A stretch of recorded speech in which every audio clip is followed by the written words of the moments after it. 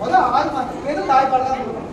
நிறைய பேர் என்ன ஆகுதுன்னா அந்த 3 மாசத்துல குழந்தை வந்து தலை நல்லா நிற்கும். தலை நின்னோட என்ன பண்ண குழந்தை வேடிக்கை இங்கே அங்கேயும் பார்த்துட்டு பால் கொடுக்கறது கொஞ்சம் குறைச்சி கல்யாணம் இந்த மாதிரி குடிக்காது. நல்லா குடிக்கிற குழந்தை 3 மாசத்துக்கு என்ன பண்ணும், கல்யாணம் தலையை ஆடிக்கிட்டு குடிக்காது.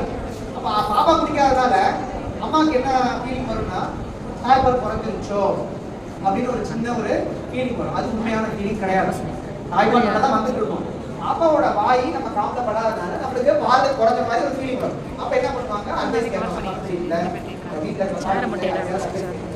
பால் குறைஞ்சிச்சா சரி நம்ம மாட்டு பால் போடலாம், பவுடர் பால் போடுறதுனால அங்கதான் அந்த ஒரு விஷயமே உள்ள நுழையுது. பால் பத்தலன்னு நம்ம சொல்லும் போது அந்த மாட்டு பால் பவுடர் பால் உள்ளது. மாட்டு பால் பவுடர் பால் உள்ள நுழைஞ்சோடனே பாப்பாவுக்கு வியாதியும் உள்ள நுழையுது. வயிற்றால வயிற்று போக்குறது, சளி இருக்கிறது.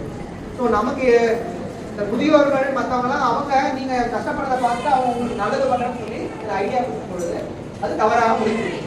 நீங்க என்ன பண்ணணும் அப்படின்னா, பால் வரல அப்படின்னா யாரை பற்றி நீங்க போய் அப்ரோச் பண்ணணும்னா உங்க குழந்தை நல மருத்துவரையோ இல்ல மகப்பேறு நல மருத்துவரையோ இந்த மாதிரி நல்லா வந்து டாக்டர் பாரு திடீர்னு பால் சரியா வர மாட்டேங்குது, நீங்க தான் அவங்ககிட்ட போய் கேட்டீங்கன்னா அவங்க என்ன சொல்லுவாங்க, இதெல்லாம் சொல்லி புரிய வைப்பாங்க, பேசுவாங்க.